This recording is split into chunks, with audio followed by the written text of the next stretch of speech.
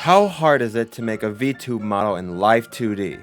Very. This is the exact question I asked myself. Having zero prior experience, I tried firsthand to make 3 models from scratch in Live2D. Free version. And this video is that journey. I show you a commentated time lapse, followed by showing off the model, rinse, repeat, good shit. Now that's enough introing, let's dive into the abyss together. So like any great narrative, we start with the first model. So this was actually the 3rd head I ever arted together, but this was the first I decided to rig. The plan from the beginning was to start with a rock model, but I decided to go against that and went for a human-ish one because I thought it would be easier to follow the examples I'd find on YouTube. But before anything, I started by watching a playlist made by Brian from Iron Vertex. For those who don't know, Iron Vertex is a production studio that's renowned for their Live2D work, and his videos are super helpful for learning the terminology, what buttons do what, and just some general helpful advice with some do's and don'ts just to make life easier for those that really want to pursue rigging. The playlist is not exhaustive, but it is still incredibly useful. So as you'll notice, the eyes here are made of a solid outlined circle, a pupil dot, and 2 straight lines for combined lashes and eyebrows. I don't know why I combined lashes and eyebrows, but I guess I didn't think I was ready for them apart. I don't know. I also definitely did the mouth a very special way, because I thought I knew what I was doing, but I didn't. So yeah, Steve here just looks like he spilled ice cream around his lips. Which, yeah, by the way, his name is Steve. That's what I named him. So for the Steve rigging as a whole, I was just very confused the entire time. I was watching a lot of different tutorials from multiple different creators, which is not great because everybody has their own little different ways of doing things. So it kind of made it hard for me to wrap my head around specifically what I should be doing in some cases. On top of that, I'm not exactly a professional artist, so I don't have a solid grasp on perspective, so I wasn't 100% sure how I should distort the head.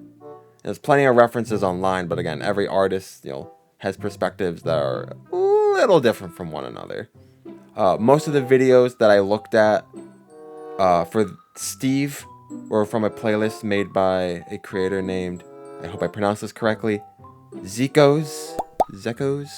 His name, he's in the description. So he made a video about his learning process for Live2D and created a playlist of all the videos that he referenced. So that's where I started. So the end product was a bit rough around the edges, a little jaggeded everywhere.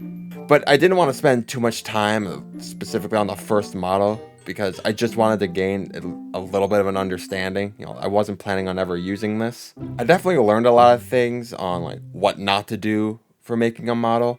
One big thing I learned during the rigging process was that the mouth definitely very time consuming compared to other parts, just by sheer nature of how many different unique mouth lip shapes you gotta make. Even for the simplest of mouths, you still gotta make like at least 9. But don't you worry, because it gets worse.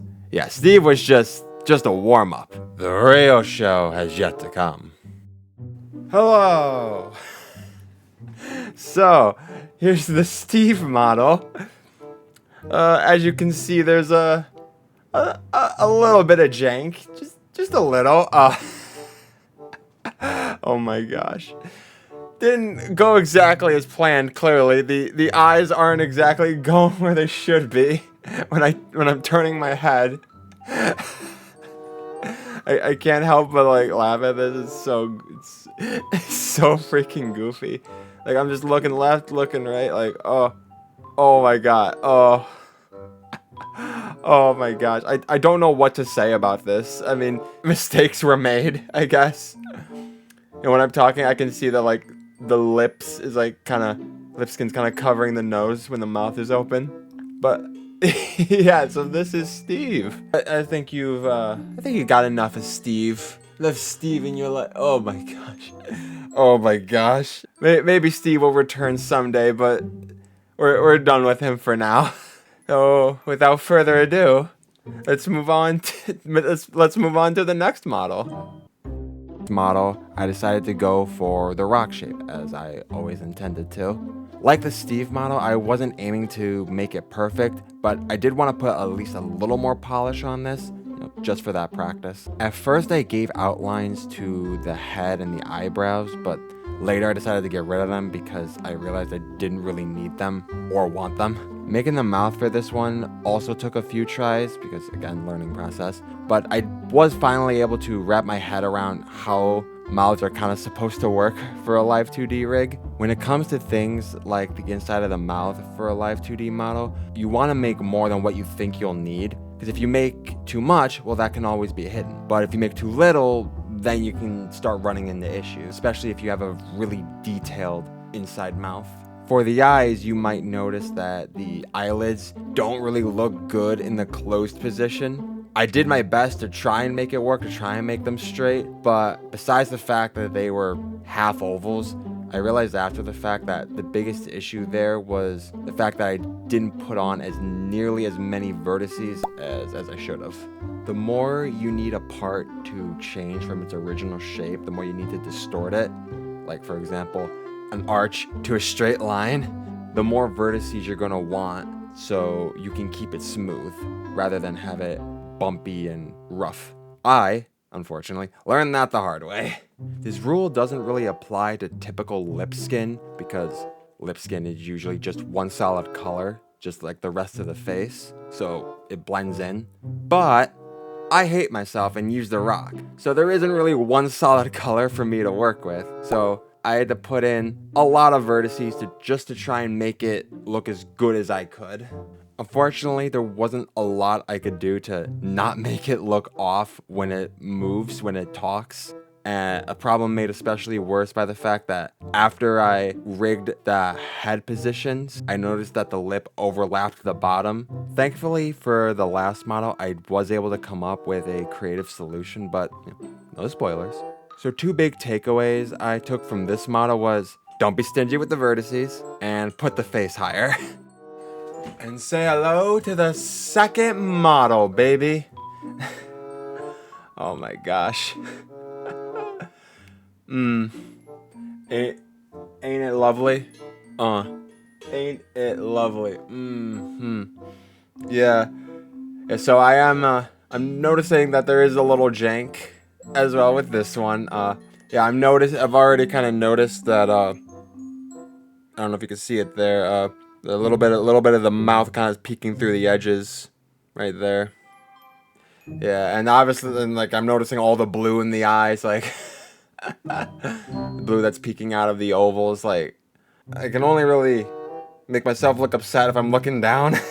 It's kind of hard to, this is about as low as my eyebrows will go if I'm looking up. Like, I'm really pushing my eyebrows down and it's not working too well. Again, it's probably how I configured it, but I'll figure it out. I'll figure it out more for the last one. I could go back and fix them so it's more presentable here, but again, I didn't feel like it. I think I've learned what I've needed to with this one. Without further ado, let's move on to the next model. And finally, the piece de résistance, the coup de grace, the third and final model for now.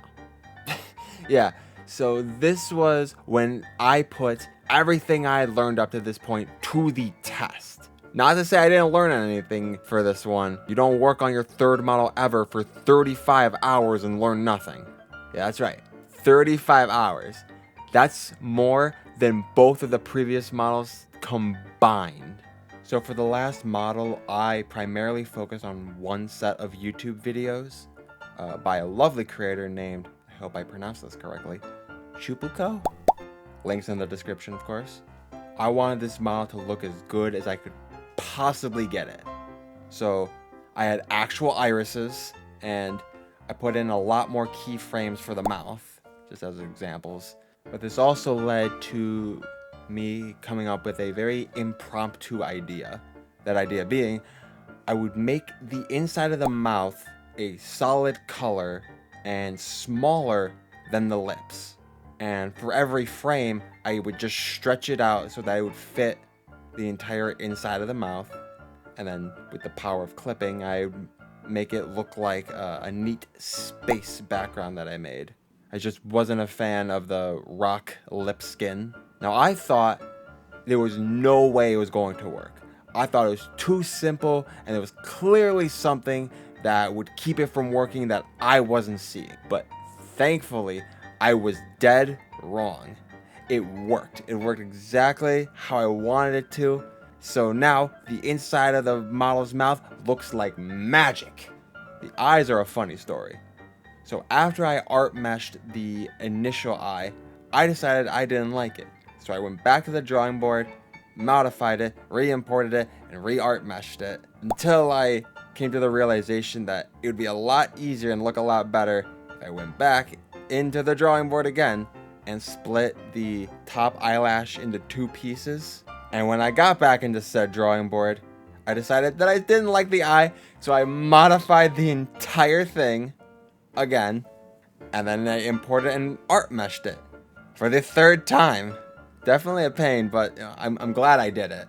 Of the 35-ish hours that this took, the eyes and mouth only took up half of that time. The rest of that time was basically spent on the head turns and perspectives. Now, you wouldn't think that'd be the case, but I too was naive in that regard, dear viewer. But when your head is supposed to be a real-life rock instead of a cartoon one, and you want to give it the illusion of 3-dimensionalness, then you're gonna spend some time not sleeping. Again, I learned this the hard way.